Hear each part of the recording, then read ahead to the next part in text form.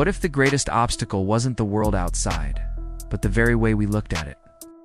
What if the hum of a flickering office light, the weight of a stacked bill, or the sting of a dead-end job wasn't a trap, but a silent invitation? For Elias, a man tethered to a cubicle in a sprawling city, it felt like the former.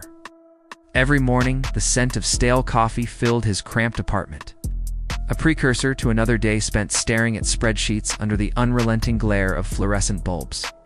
He was just another face in the endless procession, moving through the motions, dreaming of a life he couldn't quite grasp. His days bled into one another, a monotonous rhythm of clocking in and out. The faint hum of his computer a constant reminder of the life he was living, and the life that seemed perpetually out of reach. The grind was relentless. Elias had once held ambitions, whispered them to himself in the quiet of his youth. But the years had a way of eroding such lofty ideas.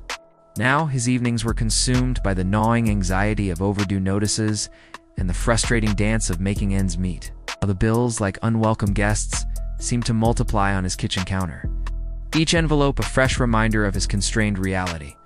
He felt the weight of it all, a silent burden that pressed down on his shoulders, making every step feel heavy. He'd tried different jobs, chased fleeting opportunities, but each path seemed to lead back to the same familiar cold sack of dissatisfaction. It was a cycle, a relentless current he couldn't seem to break free from, leaving him with a dull ache of resignation. One night, while sifting through old boxes, he found it, a slim, unassuming book with a worn, faded cover. Its title, something about the power of focused attention, seemed almost anachronistic in his digital world. He almost tossed it aside, but a strange curiosity, a faint spark in the quiet desperation, held his hand. He began to read, drawn by the simple, direct language of men who had built empires from nothing. They spoke not of luck, but of deliberate effort, not of magic, but of a quiet, profound dedication to a different way of seeing the world. His lowest point arrived subtly, not with a sudden crash, but a slow, creeping erosion of hope. The car, an old sedan he'd nursed for years, finally gave out on the freeway, stranding him miles from home. The repair bill was astronomical, a final, crushing blow to his already meager savings. He looked at his empty fridge, the dusty corners of his apartment, and felt a profound sense of failure wash over him. He spent nights staring at the ceiling, the silence punctuated only by the distant wail of sirens, each one a stark reminder of a world that continued to spin, indifferent to his plight. Rejection letters for job applications piled up in his inbox, each digital notification a fresh sting. He felt invisible, a cog in a machine that no longer needed him. The bitterness was a cold knot in his stomach, a persistent companion. He started to believe that this was simply his lot, that some people were destined for endless struggle, and he was one of them. He began to resent the very idea of ambition, seeing it as a cruel trick, a false promise whispered to the desperate. Then, the worn book, still sitting on his nightstand, seemed to call to him. He picked it up again, idly flipping through its pages, and a single passage caught his eye. It spoke of how the greatest thinkers, from innovators to industrialists, didn't just work harder. They cultivated a specific habit, the daily, disciplined act of deep, deliberate thought. Not just problem-solving, but actively shaping their mental landscape, focusing their energy like a lens focuses light. It was a principle attributed to many, from a voracious reader who amassed one of the world's greatest fortunes to a pioneering inventor who transformed industries. The book argued that the true engine of progress was not brute force, but careful, persistent concentration. It was not about what you did so much as how you approached what you did, the intensity of your focus. It repeated the idea. The deliberate application of one's mental energy was a force more powerful than any circumstance. It was a slow burn, not a flash, but its impact, the book claimed, was transformative. Elias, desperate for any flicker of hope, began to experiment. He started small, dedicating 15 minutes each morning, before the city truly woke, to simply think. Ow. No distractions, no phone, no music, just him and a blank notebook. He'd pick one challenge, one problem, and meticulously dissect it in his mind, exploring every angle. every potential solution, every hidden opportunity. He started with the car repair, not just lamenting the cost, but actively considering alternatives, overlooked resources, perhaps even a new skill he could learn. This wasn't brainstorming. It was a deep dive, a quiet excavation of possibilities. It was a mental exercise, like honing a muscle.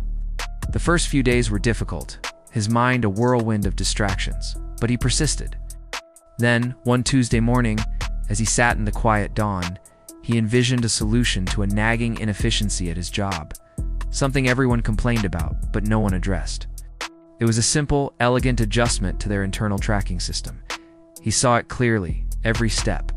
He wrote it down. It was a small idea, but for the first time in a long time, he felt a surge of genuine clarity. He presented it cautiously to his supervisor. It was met with polite indifference. He felt a familiar slump, but the habit had taken root. Continued his morning ritual. 2 months later, in a surprise meeting, a senior manager, frustrated with the same inefficiency, rediscovered Elias's idea in a dusty suggestion box. The manager, intrigued by its simplicity, implemented it. The results were immediate and positive. Elias received a commendation, a small bonus. He felt a quiet click inside him. It wasn't the solution itself that was the breakthrough. It was the method that led to it. The real breakthrough came later that year, not from a grand scheme, but from this new habit of focused thought applied to the smallest details of his life. He began to observe his community with new eyes, not just seeing problems, but discerning patterns, unmet needs. He noticed how many of his neighbors, elderly and busy professionals alike, struggled with simple household tasks, specifically the endless pile of laundry. It was a trivial thing, yet a constant source of stress. For days, he devoted his morning thinking sessions to this single observation. How could he solve it? Not just for one person, but for many. He considered logistics, pricing, trust, and convenience. He didn't just think about the problem, he imagined solving it in intricate detail. This meticulous mental work mirrored the approach of a legendary investor like Warren Buffett, who spends hours each day reading and thinking not merely to accumulate facts, but to sharpen his understanding of the world, to see beyond the obvious. This isn't passive information intake. It's an active engagement with ideas, a deliberate forging of mental clarity. Elias decided to start a small, localized laundry pickup and delivery service. Focusing initially on his building and the adjacent ones, he meticulously planned every route, every pickup time, every interaction. His first client was an elderly neighbor who had always struggled with laundry day.